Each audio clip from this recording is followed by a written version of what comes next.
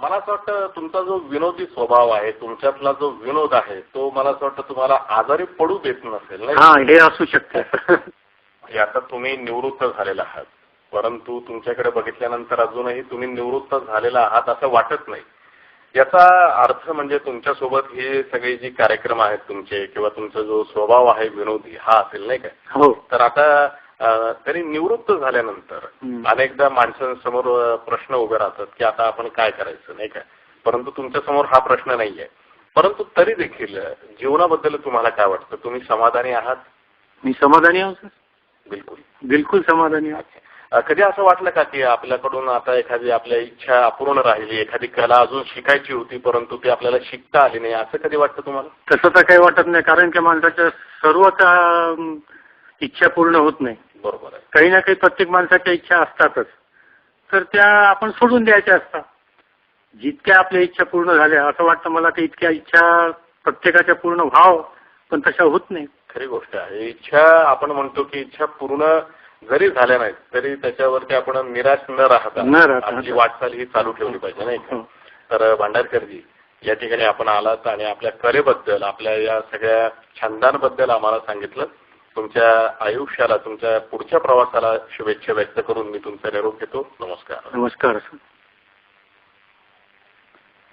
रंगमावतीच्या अंतर्गत ज्येष्ठ नागरिक डॉक्टर एकनाथ भांडारकर यांच्याशी प्रमोद भाविस्कर यांनी केलेली बातचीत आत्ताच आपण ऐकलीत. रंगमावतीचे हा कार्यक्रम आकाशवाणीच्या यवतमाळ केंद्रावरून प्रसारित करण्यात आला. यावेळी सायंकाळचे 6:58 होत आहेत. ठीक 7 वाजता मुंबई केंद्राच्या प्रादेशिक बातम्या. मला असं वाटतं तुमचा जो विनोदी स्वभाव आहे, तुमच्यातला जो विनोद आहे, तो मला असं वाटतं तुम्हाला आजारी पडू देत नसेल नाही? हा, हे असू शकतं. आता तुम्ही निवृत्त झालेला आहात, परंतु तुमच्याकडे बघितल्यानंतर अजूनही तुम्ही निवृत्त झालेला आहात असं वाटत नाही.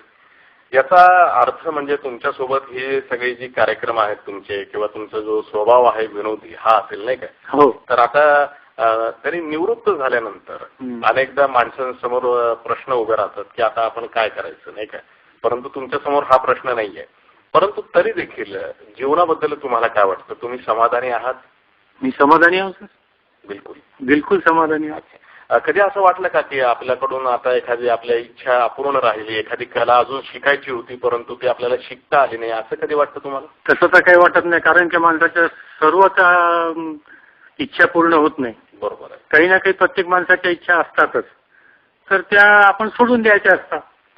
जितक्या आपल्या इच्छा पूर्ण झाल्या असं वाटतं मला की इतक्या इच्छा प्रत्येकाच्या पूर्ण व्हाव, पण तशा होत नाही. खरी गोष्ट आहे. इच्छा आपण म्हणतो की इच्छा पूर्ण जरी झाल्या नाहीत तरी त्याच्यावरती आपण निराश न राहता आपली वाटचाल ही चालू ठेवली पाहिजे नाही का? तर भांडारकरजी, या ठिकाणी आपण आलात आणि आपल्या कलेबद्दल, आपल्या या सगळ्या छंदांबद्दल आम्हाला सांगितलं. तुमच्या आयुष्याला, तुमच्या पुढच्या प्रवासाला शुभेच्छा व्यक्त करून मी तुमचा निरोप घेतो. नमस्कार. नमस्कार. रंगमावतीच्या अंतर्गत ज्येष्ठ नागरिक डॉक्टर एकनाथ भांडारकर यांच्याशी प्रमोद भाविस्कर यांनी केलेली बातचीत आत्ताच आपण ऐकलीत. रंगमावतीचे हा कार्यक्रम आकाशवाणीच्या यवतमाळ केंद्रावरून प्रसारित करण्यात आला.